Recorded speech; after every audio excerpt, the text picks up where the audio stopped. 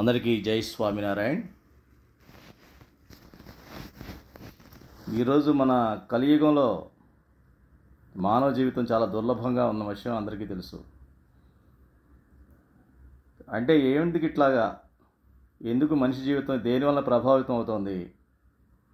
అన్నీ ఉన్నా ఏదో లేనట్టు ఏదంటారు చూసారా, అన్నీ ఉన్నాయి అల్లుడి నోట్లో శని అన్నట్టుగా అన్నీ ఉన్నా అనిపిస్తున్న జీవితంలో లౌకికంగా, కానీ ఏదో లేనట్టు కూడా వ్యధ ఉంటూ ఉంటుంది. ఎందుకు ఇలా అనిపిస్తోందంటే, మనం జనరల్గా ప్రతి విషయాన్ని అర్థం చేసుకునేటువంటి బుద్ధి కుశలత భగవంతుడు మనకి ఇచ్చాడు. అందుకు మనం ఏం చేస్తామంటే చుట్టుపక్కల అబ్జర్వ్ చేస్తూ ఉంటాం. అబ్జర్వ్ చేస్తున్నప్పుడు మనకి ఏమనిపిస్తుందంటే చాలా వరకు అసమానతలు కనిపిస్తూ ఉంటాయి. ఎక్కడా సమానత్వం రాదు. దీనివల్ల ఇలాగా అందరూ సమానంగా ఉండాలి కదా. ఒకే కుటుంబంలో పుట్టిన వాళ్ళని తీసుకున్నా కూడా ఏ ఇద్దరు వ్యక్తులు కూడా ఒకే రకంగా ఉండరు. అట్లాగే పోనీ వీళ్ళు కవల పిల్లలు పుట్టారు, పోనీ వాళ్ళు ఒకే టైంలో పుట్టారు కదా, ఒకే రూపంతో ఉంటారు. మరి వారిద్దరి మధ్య కూడా ఏమైనా సమానత ఉందా? లేదు. అట్లాగే తెలివితేటల్లో సమానత్వం లేదు. అలాగే ఒక మనిషి మంచి మనిషి అని పిలువబడతాడు, ఇంకో మనిషి ఏమో చాలా దుర్మార్గుడండి, చెడ్డాడండి, చాలా రాక్షసుడని అని అంటూ ఉంటాం. అట్లాగే కొంతమంది కరోడిపతులు ఉంటారు, కొంతమంది రోడ్డు మీద బికారిలాగా తిరుగుతూ ఉంటారు. వీళ్ళందరూ బాహ్యంగా చూసినట్లయితే అందరూ మనుషులే. మరి ఇన్ని అసమానతలు ఉన్నాయి. సరే, కొంతమంది శ్రమ విపరీతంగా ఎంత కష్టపడతారంటే వాళ్ళకి తీరిక అనేది ఉండదు, తీరిక అన్నదే ఉండదు. అటువంటి అంత బాగా కష్టపడుతున్నా సరే వాళ్ళ జీవితంలో ఏది కూడా వాళ్ళు అనుకున్నట్టుగా జరుగుతూ ఉండదు. అంటే అనుకూలత అన్నది వాళ్ళ జీవితంలో కనపడదు. కొంతమంది ఉంటారు అసలు శ్రమ అన్నది లేకుండానే, శ్రమ ఏమీ చేయకుండానే వాళ్ళ జీవితం చాలా బాగున్నట్టు అనిపిస్తూ ఉంటుంది. ఎందుకు ఈ రకంగా జరుగుతుంది అన్న విషయం ప్రతి వాళ్ళని వేధిస్తున్నటువంటి సమస్య. ఎవరో ఆడియో కొంచెం ఆఫ్ చేయండి. కిరణ్ కుమార్ గారు, కిరణ్ మీ ఆడియో రైట్, ఓకే. ఇట్లాగా సరే, మనం ఒక ఊహించుకుంటాం. అందరూ ఏం ఊహించుకుంటారంటే సమసమాజం ఉండాలి, సమసమాజం ఉన్నట్లయితే అందరూ బాగుంటారు, ఈ అసమానతలు ఉండవు, ఇటువంటి ఇబ్బందులు ఉండవు, సమసమాజ స్థాపన జరగాలనే ప్రయత్నాలు కూడా చాలా జరిగాయి. అలా తీసుకున్నా కూడా అన్ని రకాలుగా లౌకికంగా వ్యవహారికంగా అందరినీ ఒకే స్థితిలో పెట్టినా కూడా ఏ ఇద్దరు వ్యక్తుల మధ్య కూడా నైతిక విలువలు కానీ, వాళ్ళ నైతికత కానీ, వాళ్ళ బుద్ధి కానీ, అట్లాగే వాళ్ళ యొక్క ఆధ్యాత్మిక ఆలోచనలు కానీ ఏ ఇద్దరికీ కూడా కామన్గా ఉండడం. మరి ఈ అసమానతలకి కారణం ఏమిటో మనం ఇప్పుడు చూద్దాం. అట్లాగే కొంతమంది ఏమంటారంటే ఈ అసమానతలను చూసి సరే బాగా ధర్మం చేసి ఫస్ట్ నుంచి నా జీవితంలో ధర్మంగా ఉన్నట్లయితే నాకు అంతా మంచిగా జరుగుతుందేమో అని అనుకుంటారు. కానీ ఎంత ధర్మంగా వారి జీవితాన్ని గడుపుతున్నా జీవితంలో వాళ్ళకి అన్యాయమే జరుగుతున్నటువంటి ఆలోచన వస్తూ ఉంటుంది. కొంతమంది అంటారు, నేను పుట్టిన దగ్గర నుంచి బ్రహ్మాండం సత్సంగం చేస్తుంటానండి, పూజలు చేస్తుంటాను, అన్ని రకాలుగా భగవంతుడినే పెట్టుకుంటూ ఉంటాను, కానీ నాకు మంచి స్థితి కలగడం లేదు అని ఒక రకమైన నిరాశకు లోనవుతూ ఉంటారు. అట్లాగే కొంతమంది అంటారు, తిలక చందనం పెట్టుకుంటామండి, అలాగే నియమాలు కూడా పాటిస్తూ ఉన్నాం, కానీ కొంతమంది యువకులు అంటుంటారు ఎక్కువగా ఈ మాట, పెద్దలు చెప్పిన మాట విని మేము అన్నీ బొట్టు పెట్టుకుంటాము, తిలకం పెట్టుకుంటాము, అట్లాగే అన్నీ చేస్తుంటాము, నియమనిష్టలు ఫాలో అవుతాము కొంతవరకు, కానీ పరీక్షల్లో ఫెయిల్ అయిపోతున్నాం, దానికి కారణం అర్థం కావటం లేదంటుంటారు. కొంతమంది అంటారు, నేను గుడికి వెళ్ళాను, ప్రతి వారం ఆ కన్సర్న్ గుడికి వెళ్తూనే ఉంటానండి, ఆదివారం నాడు ఆంజనేయ స్వామి గుడికి, లేకపోతే అట్లా శనివారం వెంకటేశ్వర స్వామి గుడికి, ఇట్లాగా సోమవారం శివాలయానికి, ఇట్లా ప్రతి మందిరానికి నేను క్రమం తప్పకుండా వెళ్తూ ఉంటాను. అలాగే తన్ మన్ ధన్ అంటే ఏంటి అంటే మనసా వాచా కర్మణ, ధనంతో దానం చేస్తూ అన్నీ చేస్తూ కూడా మందిరానికి సేవ చేస్తూ ఉంటాను. అయినా కూడా నాకు ఎందుకు వచ్చిందో ఈ భయంకరమైన రోగం వచ్చింది, దీర్ఘమైన రోగం వచ్చింది, నాకే ఎందుకు వచ్చిందో అర్థం కావటం లేదు. కొంతమంది ఇంకా బాధపడతారు, నాకేమిటో నా రూపం అందంగా ఇవ్వలేదు, నన్ను వికారంగా పుట్టించాడు భగవంతుడు, ఎందుకు, నాకే ఎందుకు, ఇవన్నీ కూడా కారణం చివరికి ఏంటి, నాకే ఎందుకు అని అనుకుంటూ సమాధానం దొరకక, ఎవరైతే ధర్మం చేస్తున్నాను, దానం చేస్తున్నాను, మందిరానికి వెళ్తున్నాను, పూజలు చేస్తున్నాను ఇలా అని అంటూ ఉంటారో వాళ్ళలో కూడా ఈ ఆలోచన వచ్చిందో, వాళ్ళలో అల్టిమేట్గా ఏం జరుగుతుందంటే భగవంతుడిని సంబంధించినటువంటి సత్పురుష సాధువుని కూడా వీళ్ళు వాళ్ళ దోషాలు చూడడం మొదలు పెడతారు. ఈ రకంగా మనం దారి తప్పడం జరుగుతూ ఉంటుందన్నమాట. అంటే దీనికి మూల కారణం ఏమనుకోవచ్చు అంటే, సాధారణంగా చెప్పాలంటే మనకి హిందూ ధర్మంలో ఉన్న వారికి ముఖ్యంగా దాని గురించిన ధర్మం సంబంధించిన మూలాలు పూర్తిగా అర్థం చేసుకోకపోవడం ఒక కారణం. ఉదాహరణకి అసలు హిందూ ధర్మంలో ఉన్నటువంటి మౌలికంగా ఉన్నటువంటి 4 అంశాలు ఉన్నాయి. అవి ఏమిటి తెలుసుకున్నట్లయితే మనకి ఇవన్నీ అర్థమవుతాయి. అందులో మొదటిది అవతారవాదం. అవతారవాదం అంటే భగవంతుడు మనకి ఈ యొక్క యుగ ప్రకారంగా, యుగ ధర్మం ప్రకారంగా ఈ యొక్క పృథ్వీ పైన అవతరిస్తూనే ఉంటారు. ఎందుకు అన్నది భగవద్గీతలో శ్రీకృష్ణ పరమాత్మ చాలా క్లియర్గా చెప్పాడు.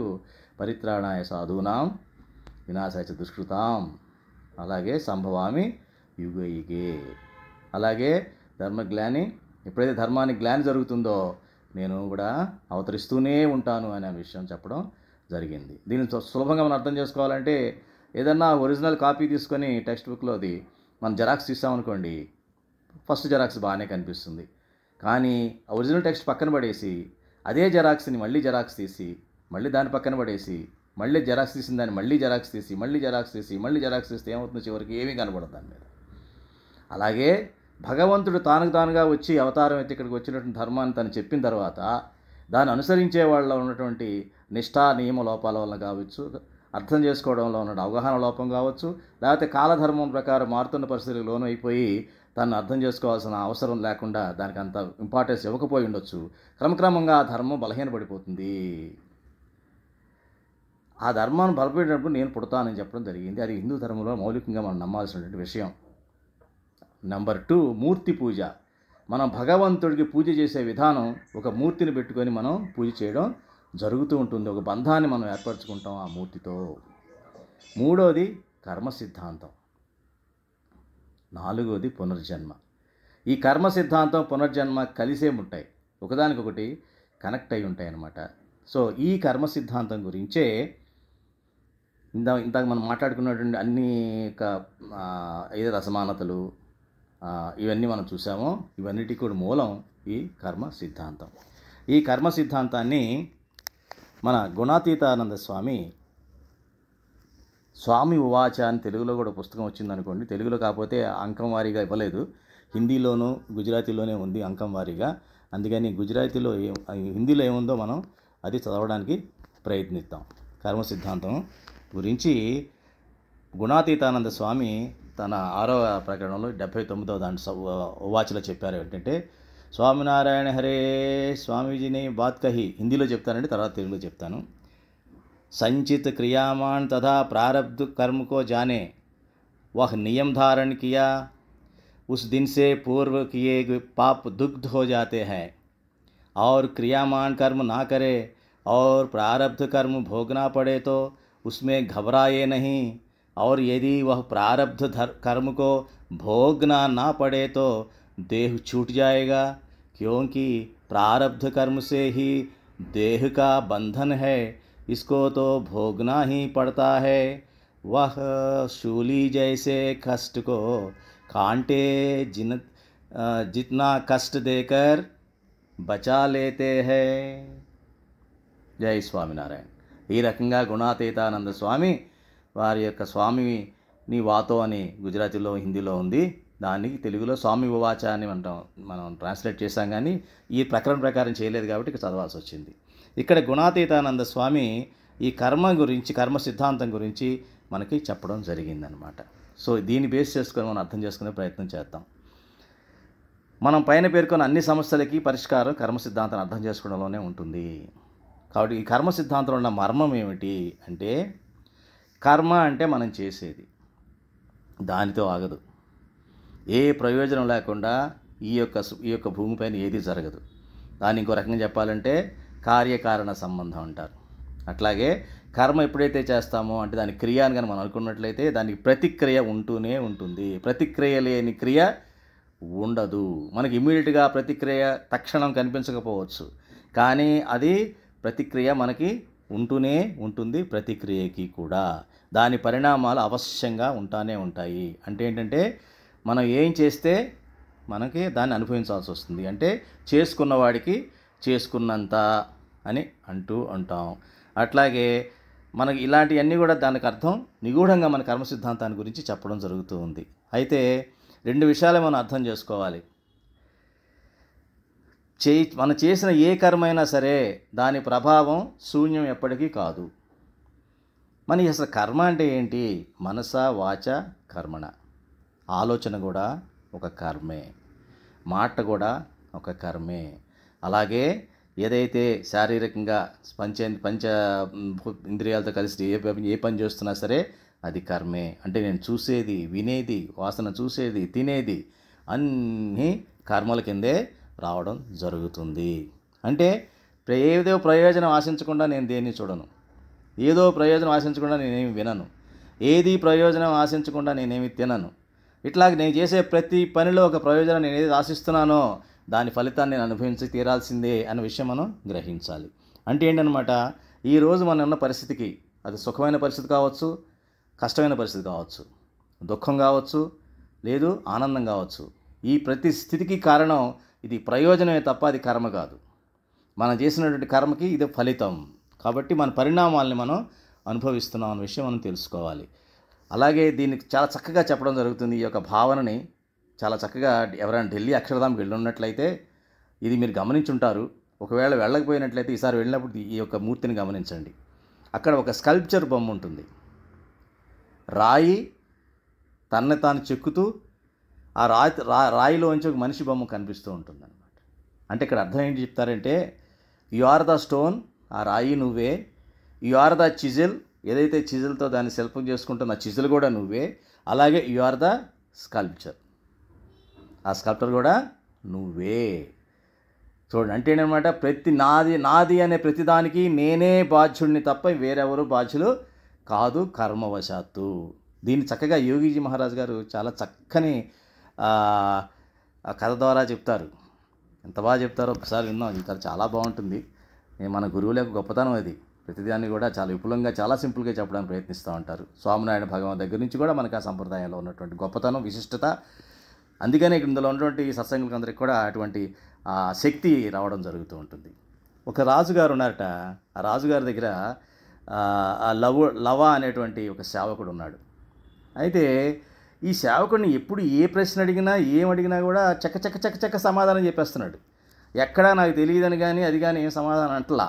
అనేటప్పటికీ ఏమిటి వీడిని ఎలాగైనా సరే బురుడి కొట్టించాలి, వీడి చేత నాకు తెలియదు మహాప్రభు అని చెప్పించాలని చెప్పి ఒక కష్టమైనటువంటి ఒక ప్రశ్న వేస్తాడు. కష్టమైనటువంటి విషయం అప్పచెప్తాడు. ఏమిటి అది అంటే, పిలిచి వాడిని లవుడు అనేటువంటి ఆ యొక్క సేవకుడిని పిలిచి, నాకు 4 రకాలైన మనుషులు తీసుకురా, నీకు 6 రోజులు టైం ఇస్తున్నా. ఆ 4 రకాల మనుషులు ఎట్లుండాలంటే, మొట్టమొదటి మనిషి వాడికి ఉండేది, ఉన్నాడు, ఉంటాడు కూడా, ఇంకేం చెప్పలా, ఆ 3 చెప్పాడు. రెండోవాడు మనిషి వాడికి ఉండేది కాదు, ఇప్పుడు లేదు, భవిష్యత్తులో కూడా ఉండదు. మూడో వ్యక్తి వాడికి ఇప్పుడు లేదు, తర్వాత ఉంటుంది. నాలుగో మనిషి వాడికి ఇప్పుడు ఉంది, తర్వాత ఉండదు. ఈ రకమైన 4 మనుషులు నాకు తీసుకు చూపించు నిదర్శనంగా అని చెప్తాడనమాట. చెప్తే అప్పుడు లవుడు చాలా బుద్ధిమంతుడైన విషయం రాజుగారికి కూడా తెలుసు, మనకు కూడా ఇప్పుడు చెప్పడం జరిగింది. కాబట్టి అప్పుడు ఒక వారం అయిన తర్వాత ఆ 4 వ్యక్తుల్ని తీసుకొని వచ్చాడు లవుడు చక్రవర్తి దగ్గరికి. అందులో మొదటి వ్యక్తిని చూపించాడు. ప్రభు, మీరు చెప్పినటువంటి మొట్టమొదటి వ్యక్తి ఉండేది, ఇప్పుడు ఉంటుంది, తర్వాత కూడా ఉంటుంది అని ఆ ఒక పెద్ద సేటుని తీసుకొచ్చాడు. ఈ సేటు ఉన్నారుగా స్వామి, ఇతను పుణ్యకర్మలు చాలా చేస్తున్నాడు ఇంతకుముందు, అందువలన ఉండేవి కర్మలని మంచివి ఉన్నాయి, ఇప్పుడు దాన్ని అనుభవిస్తున్నాడు, ఇప్పుడు ఉంది, ఇప్పుడు ఉంది కదా అని చెప్పి అతను ఏమీ కూడా చెడు కర్మలు చేయకుండా చాలా మంచిగా కర్మలు చేస్తూ చాలా మంచిగా జీవిస్తున్నాడు, భగవంతుడి యొక్క సంతు యొక్క ప్రసన్నత ప్రకారంగా జీవిస్తున్నాడు, కాబట్టి అతనికి ఇంకా ఇలాగే ఉంటుంది అని చెప్పాడు. ఇంకో రెండో వ్యక్తిని తీసుకొచ్చాడు. రెండో వ్యక్తి ఎవరు? ఇంతకుముందు లేదు, ప్రస్తుతం కూడా లేదు, భవిష్యత్తులో కూడా ఉండదు, అటువంటి వ్యక్తిని తీసుకొచ్చాడు. ఆ వ్యక్తి వచ్చి ఎవరయ్యా అంటే ఒక చేపలు పట్టుకునేటువంటి పల్లెకారు, మత్స్యకారుడు. అతను తీసుకొచ్చి చూపించాడు. ఇతను పూర్వంలో పాపాలు చేస్తున్నాడు కాబట్టి అప్పుడు లేదు, వాడికి పుణ్యంగా ఉన్నది కర్మ లేవు, దానివల్ల ఇప్పుడు దరిద్రం అనుభవిస్తున్నాడు, ఇప్పుడు లేదు, ఇప్పుడు ఇంకా హింస చేస్తున్నాడు, తర్వాత కూడా ఉండదు అని చెప్పడం జరిగింది. ఇంకా మూడో వ్యక్తి ఎవరయ్యా అంటే ఇంతకుముందు లేదు, ఇప్పుడు వచ్చింది అని ఒక తపస్సు చేసుకునేటువంటి ఒక తపస్సుని తీసుకొచ్చాడు. ఈయన అని చూపించాడు. ఏమిటి ఈయన అని అడిగితే ఈయన ఇంతకుముందు మంచి కర్మలు లేవు, దానివల్ల చాలా అనుభవించలేని స్థితిలో ఉన్నాడు, అంటే దుర్భరమైన దరిద్రంలోనే ఉన్నాడు. కానీ ఇప్పుడు ఏం చేస్తున్నాడు? తను తపస్సు చేస్తున్నాడు. ఈ తపస్సు చేయడం వలన ఇతనికి ముందు రోజుల్లో తర్వాత జన్మల్లో ఇతనికి ఉంటుంది, ఇప్పుడు లేదు కానీ తర్వాత అతనికి వస్తుంది అని చెప్పాడు. ఇక నాలుగో వ్యక్తి ఎవరు అని అడిగాడు రాజు. ప్రభు, నేను మీకు చెప్తాను కానీ మీరు కోపం రాకూడదు, మీరు నాకు మళ్ళీ నన్ను ఏం చేయకూడదు, శిక్షించకూడదు అన్నాడు. అంటే పర్వాలేదు చెప్పు అన్నాడు. అది ఎవరో కాదు స్వామి, ప్రభు స్వయంగా మీరే అన్నాడు. ఏమిటన్నాడు? నీరు ఇప్పుడు ఉన్నాయి మీకు, మీరు చక్రవర్తి రాజు, చాలా మంచిగా ఉన్నారు, కానీ ఆ పీఠం మీదకి కూర్చొని మీరు చేస్తున్న తప్పులన్నీ, మీరు చేస్తున్న దుర్మార్గాలన్నీ వలన మీకు తర్వాత ఇవేవి ఉండవు అని చెప్పడం జరిగింది. చూడండి ఎంత చక్కగా కథ ద్వారా యోగిజీ మహారాజ్ చెప్పడం జరిగిందో. నలుగురు వ్యక్తులు, నలుగురు మనుషులే, కానీ నలుగురు 4 స్థితుల్లో ఉన్నారు. వాళ్ళ స్థితికి పూర్వం ఏం జరిగిందో చెప్పడం జరిగింది, ఇప్పుడు ఇలా ఉండడానికి కారణం తెలిసింది, అలాగే దీని తర్వాత కూడా ఎట్లాగా ఉండబోతోందో కూడా ఇక్కడ ఈ కథ ద్వారా మనకి చాలా చక్కగా సింపుల్గా చెప్పడం జరిగింది. కాబట్టి ఈ రకంగా మనకి యోగిజీ మహారాజ్ తెలియపరిచారు. అయితే ఇప్పుడు మనం తెలుసుకోవాల్సింది ఏంటంటే, ఇది ఎలా చెప్పాలంటే, ఒక రకంగా చెప్పాలంటే, ఒకవేళ మన ఎక్కడైనా సరే మన పల్లెటూళ్ళలో ఒకప్పుడు ఉండే ఏంటంటే పురికట్టి ఏదో కోటి అనేవాళ్ళు వాటిని, అంటే ఏంటంటే ధాన్యం తీసుకొచ్చి అందులో వేసేవాళ్ళు, కింద నుంచి తలుపు ఉండేది చిన్న డోర్ లాగా, అది ఓపెన్ చేసుకొని కావాల్సినంత తీసుకొని దాన్ని మనం వాడుకుంటూ ఉండేవాళ్ళం, ఎంత కావాలని తీసుకుంటూ ఉండేవాళ్ళం, సంవత్సరం సరిపడా ధాన్యం అందులో ఉండేది తీసుకుంటూ ఉండేవాళ్ళం. అది పద్ధతి. అంటే ఏంటనమాట, అందులో పేరుకుపోయిన ధాన్యం నెమ్మదిగా కొంచెం మనం తీసుకొని అనుభవించడం జరుగుతూ ఉంటుంది. అయితే ఈ కర్మల్ని మనం 3 రకాలుగా విభజించాలి. గతం, ఇప్పుడు, తర్వాత అన్నది కదా మనం అనుకున్నాం. అంటే ఏంటంటే, ఒకటి క్రియామాణ కర్మ. క్రియామాణ కర్మ అంటే ప్రస్తుతం ఈ శరీరంలో మనం ఉన్నప్పుడు మనం చేసే కర్మల్ని క్రియామాణ కర్మ అని అంటారు. అంటే ఎప్పుడైతే మనం ఈ శరీరంతో, ప్రస్తుత శరీరంతో చేసే కర్మ గనక భగవంతుడు మరియు మన సత్పురుష సంతు యొక్క ప్రసన్నత కోసమే చేస్తున్నట్లయితే మనకి బంధం అన్నది రాదు, అప్పటికప్పుడు ఎరేజ్ అయిపోతుంది అనమాట, డిలీట్ అయిపోతుంది. అలా కాకుండా నా ఇష్టానికి, నా కోసం, నాకేంటి, నాది అని చేసే ప్రతిదీ కూడా నాకు బంధమై కూర్చుంటుంది. అది క్రియామాణ కర్మ. అయితే సంచిత కర్మ అంటే ఏంటంటే, మనం ఏం చేస్తామంటే నా ఇష్ట ప్రకారంగా చేసేటువంటి కర్మల వలన నాకు పేరుకుపోతుంది. అదంతా కూడా ఎంత పేరుకుపోతుందంటే ఈ జన్మకే సరిపోదు, అది మొత్తం ఈ జన్మని అనుభవించలేని పరిస్థితి వచ్చేస్తుంది అనమాట. అంటే అటువంటి కర్మలు ఏమంటారు? సంచిత కర్మలు అంటారు. ఆ సంచిత కర్మలు మరి మిగతా జన్మలకు ఎలా వెళ్తాయి అంటే నాలో స్వభావంగా మారిపోతుంది, మనలో సంస్కారాల కింద మారిపోతూ ఉంటాయి. ఎందుకంటే వాటిని కొద్దిగా తీసుకొని మనం ఒక ఖర్చు పెట్టుకోవాల్సి వస్తుంది. అందుకని కారణ శరీరానికి అంటుకుపోతాయి అవి. మనకి ప్రతి జన్మకి కారణం ఏంటంటే కారణ శరీరం.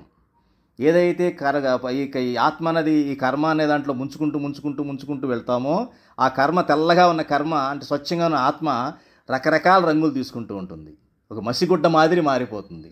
ఈ మసిగుడ్డ కడగాలి అంటే ఇవన్నీ సంచిత కర్మ కింద మసిగుడ్డ కింద ఉంటుందన్నమాట. అందుకని ఏంటి మసిగుడ్డ అన్నాను. కానీ కొంతమందికి పట్టు కింద మారొచ్చు కదా, అంటే మంచి పనులు చేస్తే అది మంచి గుడ్డ కింద కూడా ఉంటుంది. ఇదైనా రెండు కూడా కారణ శరీరంగా అంటుకొని ఉంటాయి. అది సంచిత కర్మలుగా ఉంటాయి. ఆ తర్వాత వచ్చేది ప్రారబ్ధ కర్మ. ప్రారబ్ధ కర్మ అంటే ఏంటంటే ఈ శరీరాన్ని తీసుకున్నటువంటి కారణమైనటువంటి కర్మ. ఈ శరీరం, ఈ పరిస్థితులు, ఎక్కడ పుట్టాలి, ఎలా ఉండాలి జీవితం అన్నీ కూడా ప్రారబ్ధం అంటే ఏంటన్నమాట, అనుభవించడానికి కోసం వచ్చినటువంటి శరీరం ఇది. మనం ఏదైతే ప్రారబ్ధం అంటే ఏంటి, సంచిత కర్మల్లో కనుక 10 లక్షల అకౌంట్ అనుకోండి, సంచిత కర్మల్ని 1 లక్ష రూపాయలు డ్రా చేసి శరీరానికి అప్పచెప్తాడు భగవంతుడు. అంటే నీకు ఈ ఫలాలు ఉన్నాయి, ఈ ఫలాలు ఈ శరీరంతో అనుభవించి తీరాల్సిందే. దుఃఖమో, సుఖమో, బాధో, ఆశ్చర్యమో, ఆనందమో, ఇవన్నీ బెంగో, ఏదన్నా సరే ఇవన్నీ కూడా ఈ శరీరంతో నువ్వు అనుభవించడం కోసం నువ్వు చేసిన పనులకి ఫలితాన్ని నేను నీకు ఇస్తున్నాను అని చెప్పి మనకి ఈ ప్రారబ్ధకరమైనటువంటి శరీరం, అంటే ఈ శరీరానికి మూల కారణం ఏంటనమాట, ప్రారబ్ధ కర్మలు. దాన్ని అనుభవించడానికే నువ్వు ఇక్కడ పుడతావు. అది అనుభవించేంత వరకు ఇక్కడ ఉండాల్సిందే, ఈ శరీరంతో ఉండాల్సిందే. ఈ రకంగా మనం కర్మల్ని 3 రకాలుగా మనం విభజించుకున్నాం. అది కాబట్టి ఇప్పుడు దీన్ని గుణాతీతానంద స్వామి చాలా స్పష్టంగా ఇందాక చెప్పిన దాంట్లో మనకు ఒకటిగా ఎక్స్ప్లెయిన్ చేసుకొచ్చారు. ఎలాగా ఈ యొక్క కర్మల్ని నేను ఏ రకంగా చేసుకోవాలనే దానికి నెంబర్ 1 ఏంటంటే, గుణాతీతానంద స్వామి ఇప్పుడు ఏం చెప్తారంటే, కర్మ సిద్ధాంతం ఇందాక చెప్పినటువంటి హిందీ వాక్యంలో చెప్పినటువంటి విషయం ఏంటంటే, ఎవరైతే భగవంతుడిని ఆశ్రయించి నియమధారణ చేస్తారో, భగవంతుడిని ఆశ్రయించడం, నియమధారణ చేయడం అంటే ఏంటంటే, ఇలాగ కంటికి కానీ తీసుకొని ఒక నిష్ట తీసుకొని నేను స్వామినారాయణ భగవాన్ ఆశ్రయించాను అంటే భగవంతుడిని ఆశ్రయించాను అని అర్థం. ఆశ్రయించాను అర్థం ఏంటి, నేను మిమ్మల్ని మీరు చెప్పినట్టే నేను చేస్తాను అని అర్థం. మీకు ఇంకా క్లియర్గా అర్థం కావడం కోసం, మీరు ఏదో కొత్తగా ఆఫీస్లో జాయిన్ అయ్యారు, అక్కడ మీరు అంతే కదా, దాని అర్థం ఏంటి, నియమధారణ చేసినట్టే కదా. అక్కడ ఆఫీస్లో కొన్ని రూల్ బుక్ ఉంటుంది. ఆ రూల్ బుక్ ప్రకారంగా నేను ఉంటాను అని మనకు అన్న ఒప్పందం జరిగినట్టే. దానికి అనుగుణంగానే మీకు అపాయింట్మెంట్ జరుగుతుంది. దానికి అనుగుణంగా నువ్వు ఉంటేనే అక్కడ ఉంచుతారు, లేదా తీసేస్తారు. అదే రకంగా ఎప్పుడైతే నేను భగవంతుడిని ఆశ్రయించానో, సర్వకర్తాహర్త, సర్వోపరి, సర్వశక్తిమంతుడు, దయాళువు, కృపాళుడు అటువంటి భగవంతుడిని ఆశ్రయించినప్పుడు ఆ నియమధారణ ఎప్పుడైతే చేస్తానో ఆ క్షణం నుంచే నాలో ఉన్న సంచిత కర్మలు చెప్పాయి కదా, పెద్ద గొడవన్. ఆ గొడవలో ఉన్నటువంటి అన్నీ కూడా ఒకటిగా అవన్నీ కూడా నాశనం అయిపోతాయి. ఎలా అవుతాయి అంటే, నేను నిర్ణయం తీసుకున్నా కదా ఏమని, నేను నియమాలనే ఫాలో అవుతాను, భగవంతుడు ప్రసన్నం చేసే పనులే చేస్తా, నా బాస్ని ప్రసన్నం చేసే పనులే చేస్తా, కానీ ఈ మధ్యలో అడ్డదిడ్డంగా నాకు ఇష్టం వచ్చిన పనులు నేను చెయ్యను అన్న విషయం మీద నేను ఒక నిర్ధారణకు వచ్చి నా యొక్క జీవిత ఆచరణ ఉంటుంది కాబట్టి నాకు అవకాశం ఉందన్నమాట. ఆ రకంగా మీ సంచిత కర్మలన్నీ కూడా పోతాయి. అంటే ఎలా పోతాయండి, నేను ఒకసారి ఆశ్రయించేశాను, స్వామినారాయణ భగవాన్ ఆశ్రయించేశాను అని అనుకుంటే అయిపోతుందా? అయిపోయినట్టే లెక్క. కాకపోతే నువ్వు ఆ జర్నీ అన్నది చేస్తూ ఉండాలి. ఉదాహరణకి ఇప్పుడు హైదరాబాద్ నుంచి నేను వైజాగ్ వెళ్ళదలుచుకున్నారు మీరు ఎవరన్నా సరే అనుకున్నప్పుడు, మీరు బయలుదేరిపోయారు ఇంటి దగ్గర నుంచి, మన కోసం ఎవరో మన ఇంటికి వచ్చారు. ఏమంటారు, ఆయన వైజాగ్ వెళ్ళారండి అంటాం. ఇంకా వెళ్ళలా ఆయన, మహా అయితే ఆ చర్లపల్లి దాటి మహా అయితే ఇంకేదో కొంచెం దూరం పోయి ఉంటాడు అంతే, ఆ ట్రైన్ ఎక్కితే కొంచెం దూరం పోయి ఉంటాడు. అయినాక మరి ఏం చెప్తాం, ఆయన వైజాగ్ వెళ్ళారండి అంటామా, లేకపోతే ఏమోనండి ఎక్కడికి వెళ్ళాడు అంటామా? అన్నాం కదా, వైజాగ్ వెళ్ళారు 10 కిలోమీటర్లు, 100 అలా రీచ్ అయిపోతారు ఆయన. అంటే ఏంటనమాట, ఆ డైరెక్షన్లో వెళుతున్నారు. అదే రకంగా ఎప్పుడైతే మనం ఈ నియమాలను తీసుకొని భగవంతుడిని ఆశ్రయించామో, ఆ యొక్క మార్గాన్ని నేను అవలంబిస్తూ ఉంటానో, ఆటోమేటిక్గా నేను కూడా ఆ సంచిత కర్మల్ని పోగొట్టుకునే అవకాశం మనకి కలుగుతుంది. మరి రెండోది ఏంటి, క్రియామాణ కర్మలు చేయకూడదు. ఇంత చెప్పా గారు క్రియామాణ కర్మలు అంటే ఏంటి, ఈ శరీరంతో నేను చేసే పనులు, శరీరంతో పంచేంద్రియాల కోసం, పంచేంద్రియాల తృప్తి కోసం నేను చేసేటువంటి అడ్డదిడ్డమైన పనులు ఎందుకన్నానంటే, నేను ఆశ్రయించిందేమో భగవంతుడిని, భగవంతుడు అన్ని విషయాలు చెప్పాడు, ఏం తినకూడదో, ఎలా తినకూడదో, ఏం మాట్లాడకూడదో, ఎలా మాట్లాడకూడదో, ఎలా ఆలోచించాలో, ఏది చూడకూడదో, ఏది వినకూడదో, ఏది మాట్లాడకూడదో కూడా క్లియర్గా అన్ని విషయాలు మనకి స్వామినారాయణ సంప్రదాయం తీసుకున్నట్లయితే శిక్షాపత్రి అనే దాంట్లో ఉంది. శిక్షాపత్రిలో ప్రతి విషయం ఇవ్వబడింది. ఆఖరికి తండ్రి కొడుకుల మధ్య కూడా ఏదన్నా వ్యవహారం నడిచినప్పుడు దాన్ని రాసుకోమని కూడా జరుగుతుంది. ప్రతి విషయాన్ని కూడా రాసుకొని దానికి మనం ఇదవ్వాలి, కానీ ప్రతిదాన్ని అలా ఉండడానికి ఎప్పుడు గొడవలు రావడానికి అవకాశం ఎప్పుడు ఉంటుంది అని ప్రతి విషయాన్ని అందులో మనకు చెప్పడం జరిగింది. కాబట్టి నాకు ఇష్టం వచ్చిన పనులు నేను చేయకూడదు అంటే ఏంటనమాట, ఏదైతే భగవంతుడు ఇచ్చిన పనులే ఉన్నాయో వాటినే నేను సమర్థవంతంగా చేస్తూ ఉండాలి. ఒకసారి 1991 సంవత్సరంలో ప్రముఖ స్వామి మహారాజు గదడాలో ఉన్నప్పుడు అక్కడ మనం ఏమైందంటే అక్కడ చెప్పారన్నమాట, ఆ ప్రసంగంలో చెప్పారు. ఏం చెప్పారంటే, మీరు ఏం పని చేస్తున్నారన్నది కాదు, అది ఏ భావనతో చేస్తున్నారన్నది ముఖ్యం భగవంతుడికి అన్నాడు. ఎందుకంటే భగవంతుడు స్వామినారాయణ భగవాను వచనామృతంలో గదడ అంచెంలో ఉన్న 25వ వచనామృతంలో చెప్తారు ఏంటంటే, ఎవరైతే భగవంతుడి ప్రసన్నత కోసం చేసే పనే చేయాలనే కోరిక ఉండి చేస్తారో వారికి భగవంతుడి ప్రసన్నత దొరుకుతుంది. అది కాకుండా తన ఇష్టం వచ్చినట్టు తను చేసినట్లయితే వాళ్ళని తమోగుణి అంటారు అన్నారు. భగవంతుడి పని చేయాలంటే మనకి ఏ గుణం ఉండాలి? సత్వగుణం ఉండాలి. తమో గుణంతో మనం భగవంతుడి పని చేయలేం. రాక్షసుడి గుణం ఏంటి? తమో గుణం. ఎందుకంటే అతను ఎప్పుడు భగవంతుడికి వ్యతిరేకమైన పనులే చేస్తాడు తప్ప భగవంతుడికి ఇష్టమైన పని ఏది చెయ్యడు. సో తమో గుణంతో నేను ఈ సంచిత కర్మలను నాశనం చేసుకోలేను, సత్వగుణంతోనే చేసుకోవాలని చక్కగా పరమాత్మ చెప్పారు. అదే విషయాన్ని మన ప్రముఖ స్వామి మహారాజు కూడా చెప్పారు. ఏమంటారంటే, మీరు గుడికి వెళ్తారు, దానాలు చేస్తారు, ధర్మాలు చేస్తారు, తపస్సు చేస్తారు, అన్నీ చేస్తారు, కానీ నాకేదో బాగా డబ్బులు రావాలి, అష్టైశ్వర్యం రావాలని అది చేస్తున్నట్లయితే నీకు బంధనం తప్పదు. లేదు, కేవలం నేను భగవంతుడిని ప్రసన్నం చేసుకోవడానికే నేను చేస్తున్నాను తప్ప నాకు ఇంకేం అవసరం లేదనుకున్న వాడికి మాత్రం జన్మలు అన్నవి ఉండవు, సంచిత కర్మలన్నీ కూడా వెళ్ళిపోతాయి. అలాగే మూడో విషయం ఏంటంటే, ప్రారబ్ధం ఏదైతే ఉంటుందో, మరి ఈ శరీరం ఉంది కదా, ఈ శరీరం వచ్చిందే ప్రారబ్ధం అనుభవించడం కోసం. ప్రారబ్ధం ఏదైతే ఉందో దానిని నువ్వు అనుభవించి తీరాల్సిందే. దాని మన దుఃఖం కావచ్చు, సుఖం కావచ్చు, ఏదన్నా కావచ్చు. అయితే అక్కడ ఎవరో కూడా గుణాధికం చెప్పింది అదే, గాబరా పడొద్దు. జీవితంలో ఇవన్నీ వస్తాయి, ఎందుకంటే ఈ శరీరానికి సంబంధించింది అన్నీ వస్తాయి. నీ ప్రారంభం కోసమే శరీరం ఉంది. శరీరం దేని పడాలో అది పడాల్సిందే, అది పడకుండా తప్పించుకోవడం సాధ్యం కాదు. అందుకని అప్పుడు ఒకసారి సారంగపూర్లో కాదు, సిపి పటేల్ అని 2006 సంవత్సరంలో ప్రముఖ స్వామి మహారాజ్ గారు లండన్లో ఉన్నప్పుడు సిపి పటేల్ అని చాలా పెద్ద సత్సంగి ఉండేవారు, చాలా పెద్ద ఆయన ఒకసారి వాళ్ళ స్నేహితుల్లో ఒక ఆయనకి అనుకోకుండా, ఆయన మంచి సత్సంగి బాగానే ఉండేవాడు, అయితే అతనికి అనుకోకుండా ఘోరమైనటువంటి ప్రమాదం జరిగి హాస్పిటల్లో జాయిన్ చేయడం జరిగితే అప్పుడు ప్రముఖ స్వామి మహారాజ్ కూడా చెప్పాను, చాలా బాధపడుతున్నాడు స్వామి. ఏంటంటే అప్పుడు ఆయన చెప్తారనమాట, ఆయన దుఃఖం చూసినప్పుడు అందరూ అనుకుని ఉండొచ్చు, కానీ భగవంతుడు ప్రారంభంలో అతనికి అది ఇచ్చాడు, అది అనుభవించేస్తే ఇంకా తప్పదు, అనుభవించేస్తే మంచిది అని చెప్పడం కూడా జరిగింది. అంటే భగవంతుడు మనకి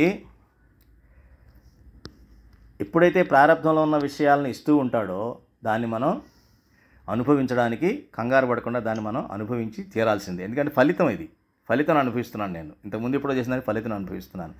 మరి భగవంతుడి యొక్క ప్రమేయం ఏముందంటే, ఇక్కడ భగవంతుడికి మనకు ఉన్నటువంటి ఏమిటి, ఆయన ప్రసన్నత కోసం చేస్తున్నాను కదా కొన్ని పనులు, దానివల్ల నాకు వచ్చేది ఏమిటి అంటే, భగవంతుడు పెద్ద కష్టాన్ని చాలా చిన్న కష్టంగా మార్చేస్తాడు. అదొక్కటే చేయగలడు, కానీ మొత్తం ఆయన తీయడానికి ఆయన చేయడం. ఉదాహరణకి మనకు తెలుసు, ఈ కథ అందరికీ కూడా తెలుసు, ఒక ఊళ్ళో దొంగలు ఉండేవాళ్ళు, ఒక 4 దొంగలు కలిసి దొంగతనం చేస్తూ ఉండేవాళ్ళు. కానీ అందులో ఒక దొంగకి మటుకు కొంచెం సత్సంగం అబ్బి అప్పుడప్పుడు సత్సంగానికి వెళుతూ ఆ సాధువు దగ్గరికి వింటూ ఉండేవాడు, మంచి వింటూ ఉండేవాడు. ఒకసారి ఏం జరిగింది, రాజుగారి యొక్క ఖజానాకి కన్నం వేయాలని చెప్పి అందరూ డిసైడ్ చేసుకున్నప్పుడు అందరూ ప్లాన్ చేస్తారు, అంతా బాగానే ఉంటుంది. ఆ రోజు తను ఒక్కడి ఆ 4 దొంగలో ఒక దొంగకి కాల్లో ముళ్ళు గుచ్చుకొని ఆయన వెళ్ళాడు, దొంగతనానికి వెళ్ళాడు, ఆ సత్సంగానికి వెళ్తాడు. ఎలాగో ఇంకా దొంగతనానికి వెళ్ళట్లేదు కదా అని అక్కడ కూర్చుంటాడు. తర్వాత వాళ్ళు హాయిగా తెచ్చుకుంటారు, వాళ్ళు దోచుకొచ్చి పంచుకుంటూ వీడికి ఏం ఇవ్వరు, వీడికి నేను తిడతారు, సాధువు అంటావు, సత్సంగం పోతావు, చూడు ఎంత లాభం వచ్చిందో, ఎన్ని వజ్ర వైఢూర్యాలు వచ్చినాయో చూడు, మేము కాబట్టి తెలివైన వాళ్ళం గొప్పవాళ్ళం అని చెప్పేసి అని చెప్పుకుంటూ ఉంటారనమాట. సరే అని అతను ఊరుకుంటాడు. అతనేమంటే అలాగే వెళ్ళలేదు కాబట్టి నాకు వాటా రాదులే అని. ఆ తర్వాత రాజు సైనికులు వచ్చి పట్టుకుంటారు దొంగల్ని. పట్టుకున్నప్పుడు వాళ్ళ ముగ్గురిని అరెస్ట్ చేస్తారు. వీడు దొంగని తెలుసు కాబట్టి ఊళ్ళో ఇతను కూడా దొంగ అని చెప్తారు. కానీ నేను ఆ దొంగతనానికి వెళ్ళలేదు, దొంగనైతే అవ్వచ్చు. కానీ ఆ రోజు సత్సంగానికి వెళ్ళాను ఫలానా సాధువు దగ్గరికి అనేప్పటికీ అందరు సాధువు దగ్గరికి వెళ్తారు. ఆ సైనికులు ఆ సాధువుని అడుగుతారు, ఏమండి ఇతను వచ్చాడా ఆ రోజు? అవును సత్సంగానికి వచ్చాడా అని అన్నారు. చూడండి, వాళ్ళకి మరణదండన పడింది, ఇతను తప్పించుకున్నాడు. చిన్న ముళ్ళుతో తప్పించుకున్నాడు. అది భగవంతుడి యొక్క లీల. ఎందుకని ఆయన సాధువు దగ్గరికి వెళ్ళి సాధువు ప్రసన్నత కోసం కొన్ని పనులు చేశాడు కాబట్టి అతనికి అది మనకి అబ్బింది.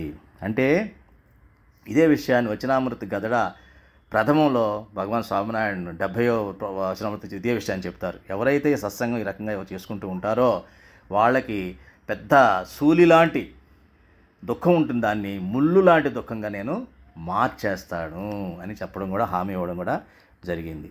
ఒకసారి మూల్జీ సేట్ అనే అతను ఉత్సవం కోసమని లీమిడి అనే గ్రామం నుంచి గదర స్వామినారాయణ ఉన్న ప్లేస్లో ఉత్సవం జరుగుతుందని రావడానికి ప్రయత్నించి బయలుదేరితే అతను కూడా కాల్లో పెద్ద ముళ్ళు గుచ్చుకొని గాయమైపోయి మళ్ళీ ఇంటికి వెనక్కి వెళ్ళిపోతాడు. ఇంటికి వెనక్కి వెళ్ళిపోయి ఒక 4 రోజుల తర్వాత గాయం మానాక స్వామినారాయణ భగవాన్ యొక్క దర్శనానికి వచ్చినప్పుడు, స్వామి నేను ఆ రోజు ఉత్సవాన్ని మిస్ అయ్యాను, నేను రాలేకపోయాను, వద్దామని ట్రై చేశాను, నా దౌర్భాగ్యం ఏమిటోనంటే అప్పుడు స్వామినారాయణ భగవాన్ అంటారు, నీకేం లేదు, నీకు మంచి కోసమే జరిగింది అది. నువ్వు గనక ఇంకొంచెం ఒక 10 కిలోమీటర్లు ముందుకు వచ్చినట్లయితే నీ శత్రువులు నిన్ను చంపడానికి సిద్ధంగా అక్కడ ఉన్నారు. నీ శత్రువులు నిన్ను చంపడానికి 10 కిలోమీటర్ల అవతలకు పొంచి ఉన్నారు అని చెప్పడం జరిగింది. చూసారా, భగవంతుడి మహిమ మనకు కనబడకపోవచ్చు. అందుకనే మనకు జరిగే ప్రతిదానికి భగవంతుడే చేస్తున్నాడు అనుకున్నప్పుడు మనకు ఎటువంటి బాధ, ఎటువంటి ఇది ఉండదు. ఎప్పుడు జరుగుతుంది అది అనుకోవాలంటే, నాకు విశ్వాసం దృఢత అవ్వాలంటే నేను సత్సంగాన్ని ఆశ్రయించాలి. ఎందుకని నేను భవిష్యత్తు నేను చూడలేను, అలాగే నా యొక్క గతాన్ని నేను చూడలేను. కానీ 3 కాలాలకి అతీతుడు భగవంతుడు. అంటే ఎవరు? కాలాతీతుడు, గుణాతీతుడు. ఆయనకి తెలుసు మన భవిష్యత్తు ఏంటో, మన యొక్క గతం ఏంటో మొత్తం ఆయనకి తెలుసు. కాబట్టి మన జీవితాన్ని ఆయన చేతిలో సత్సంగం ద్వారా కనుక, గురువు ద్వారా కనుక పెట్టినట్లయితే మనకి ఈ యొక్క ప్రారబ్ధ కర్మలని అనుభవించేటప్పుడు ఆ గాబరా కానీ ఆందోళన కానీ అది ఏమి ఉండదు. భగవంతుడు కూడా చిన్నగా చేసేస్తాడు, సంచిత కర్మలని నాశనం అయిపోతాయి. ఇంకోటి, ఈ క్రియామాన కర్మలు చేసే పద్ధతి మనకు తెలుస్తుంది. క్రియామాన అంటే రోజువారీ చేసే నిత్య కర్మలు ఏ రకంగా చేయాలనే పద్ధతి నాకు తెలుస్తుంది. కాబట్టి ఎక్కడా నేను తప్పు చేసే పని, తప్పుడడుగు వేసే అవకాశం నాకు ఉండదు. అది మనం గమనించాలన్నమాట. ఒకసారి ఆనంద గ్రామంలో అతి దృఢమైన హరిభక్తుడు ఆయన ఉన్నాడు. ఉంటే అతనికి అంతిమ అవస్థ వచ్చింది. అంతిమ అవస్థలో జనరల్గా అంటే చనిపోయే టైంలో ప్రతి వాళ్ళు కోరుకునేది ఏంటంటే సునాయాస మరణం. కానీ ఈయన జరుగుతోంది చాలా ఘోరంగా, పీడ అంటారే అంత పీడ అనుభవిస్తున్నాడు ఆ హాస్పిటల్ బెడ్ మీద. ఇదంతా చూసి వారి యొక్క భక్తులు అడగడం జరిగింది. యోగిజీ మహారాజ్ దగ్గరికి వెళ్ళి, మహారాజ్ చూడలేకపోతున్నాం అతని బాధ, అతని నిష్ఠావాన్ భక్తుడు, మరి ఏంటి ఇట్లా ఉంది అంటే అప్పుడు ఆయన ఒకటే చెప్తాడనమాట, ఆయన ధామం తీసుకెళ్ళిపోండి, ఇంకెందుకు అంత కష్టాన్ని చూడలేకపోతున్నామంటే ఇంకో 20 రోజులు 20 రోజుల తర్వాతే అతను ధామానికి వెళ్ళగలడు, ఇప్పుడు కాదంటాడు. అంటే ఇది ఏంటి అంటే, మేము కావాలంటే భగవంతుని ఇప్పుడే మేము రిక్వెస్ట్ చేయగలం ఇప్పుడే తీసుకెళ్ళిపోమని. కానీ ఇప్పుడు వెళ్ళిపోతే ఇంకో 20 జన్మలు ఎత్తాలంట అతను. ఆ 20 జన్మల్లో చాలా భయంకరమైనటువంటి కష్ట సుఖాలు ఉన్నాయి అతనికి జీవితాల్లో, జన్మల్లో. కాబట్టి ఆ 20 జన్మలో 20 రోజుల బాధతో పోతుంది. చూసారా, ఇది ఎవరు చెప్పగలిగారు? ఒక సత్పురుష సంతు చెప్పగలిగారు. మనం ఎవరు చెప్పగలమా? కాబట్టి మనం అనుకుంటాం, ఏమిటిది ఇంత పెద్ద భక్తుడికి ఇంత కష్టం ఎలా వచ్చింది? కాదు, ఈ ఒక్క శరీరం గురించి ఆలోచించొద్దు. మన కర్మలు చాలా ఉన్నాయి. సంచిత కర్మలు పెద్ద గొడవనే ఉంది వెనకాల. ఇది ఈ శరీరం తెచ్చుకొని చిన్న సంచిలో తీసుకొని వచ్చాం అందులో, అంతే. ఇలాంటి సంచులు ఎన్ని తీస్తావు? గొడవ నుంచి ఎన్ని జన్మలు ఎత్తాలి? భగవంతుడు మనం ఆశ్రయించాం కాబట్టి సంతపురుషుడిని, ఆ యొక్క సంచిత కర్మను తీసేసే ప్రయత్నం జరుగుతోంది. కాబట్టి ఇక మళ్ళీ సంచిత కర్మలు ఎత్తకుండా ఈ యొక్క బంధాన్ని, జన్మాన్ని మొత్తాన్ని అంతం చేయడం కోసం చేస్తున్న క్రియ. అంటే భగవంతుడు కానీ సత్పురుష సంతు కానీ మనకి మన ఆత్మ సద్గతికి పనిచేస్తారు, కానీ మన శరీరం కోసం చేయరు. శరీరం కోసం జరిగే ప్రారంధాన్ని తగ్గించడం కోసం ట్రై చేస్తారు, అంతేగాని ఎందుకంటే నువ్వు ఇంకా ఆత్మగా ముందుకు వెళ్ళాలి, ఇంకా క్లీన్ అవ్వాలనే ఉద్దేశంతో. కాబట్టి ఇటువంటి మహన్ స్వామి మహారాజ్ కూడా 19 అక్టోబర్ 2017 దీపావళి రోజు లండన్లో హరిభక్తులతో ఇలాగే అన్నారన్నమాట. భగవంతుడితో మీరు ఎప్పుడైనా సరే అత్యంతిక దృఢత్వంతో ఆ భగవంతుడిని ఆశ్రయించండి. మీ యొక్క భగవంతుడి యొక్క భక్తి ప్రతిరోజు బలపడాలి. ఎలాగైతే మీ వయసు 60 తర్వాత 50 రాదు, 60 తర్వాత 61 వస్తుంది, 62 వస్తుంది, 63 వస్తుంది. అలాగే ఆధ్యాత్మికంగా మీ యొక్క భగవంతుడి యెడల మీ యొక్క దృఢత కూడా అదే ప్రపోర్షన్లో పెరుగుతూ ఉండాలి, తగ్గకూడదు. ఎందుకంటే ఏదన్నా మీ జీవితంలో చిన్న ఇబ్బంది వచ్చింది, కష్టం వచ్చింది అని చెప్పేసి భగవంతుడు మాత్రం వదలొద్దు. ఎందుకంటే ఈ శరీరంతో చేసే ప్రతి పని మళ్ళీ ఈ శరీరాన్ని తీసుకొస్తుంది, ఇంకో శరీరాన్ని. అలా కాకుండా ఈ శరీరంతోనే భగవంతుడితోనే ఉండే ప్రయత్నం నిష్ఠగా తీసుకున్నట్లయితే చిన్న చిన్న కష్టాలు వచ్చినా కూడా జంకకుండా భగవంతుడు మాత్రం వదలొద్దు ఎట్టి పరిస్థితుల్లో అని చాలా చెప్పారనమాట. ఎవరు? మన మహాస్వామి మహారాజ్. కాబట్టి ఇట్లాగా మనకి ఇదే తల్లిదండ్రులు చెప్పలేరు, ఏ చుట్టాలు చెప్పలేరు, ఏ బంధువులు చెప్పలేరు, ఏ మిత్రులు చెప్పలేరు. వారు మాత్రమే పరమపిత భగవంతుడైతే ఆ పరమపిత యొక్క దూత మన యొక్క సత్పురుష సంతులు. ఇప్పుడు మన అదృష్టం కొద్దీ ఈ సంప్రదాయంలో ఉన్నాం, ఈ సత్సంగంలో ఉన్నాం. కాబట్టి ఈ రకంగా మనం ఆ భగవంతుడికి, మన గురువర్యులకి ప్రార్థన చేసుకుందాం. ఈ కర్మ సిద్ధాంతాన్ని సరిగ్గా అర్థం చేసుకొని ఆ గుణాతీత సత్పురుషుడి యొక్క రుచికి అనుకూలంగా కనుక మనం మన జీవితాన్ని గడుపుదామని, అట్లాగే ఈ ప్రారంధాలకు ఏదైతే వచ్చే చిన్న చిన్న చోటేమోటే అంటే చిన్న చిన్న ఏదైతే ప్రాబ్లమ్స్ వస్తాయో వాటిని ఏమి కూడా మనం పెద్ద దుఃఖాలుగా మనం భావించకుండా, అదేదో అయిపోయినట్టుగా భావించకుండా చాలా చిన్నగా ఈ జన్మకి చిన్న నా భగవంతుడు చిన్నగా చేశాడు, ఇంకా నన్ను ఇంకా నిజేస్తున్నాడు అని అనుకుంటూ మనం భగవంతుడి యొక్క ఈ జన్మని అంతిమ జన్మ చేసుకునే ప్రయత్నం చేద్దామని ఆ యొక్క గురుచరణాల విందరికి నమస్కారం చేస్తూ జై స్వామినారాయణ. శ్రీ స్వామినారాయణ భగవానికి పరమ భగవతి నరసింహారావు గారు మనకి కర్మ సిద్ధాంతాన్ని చాలా వివరంగా చెప్పారు. మన క్రియామణ కర్మలు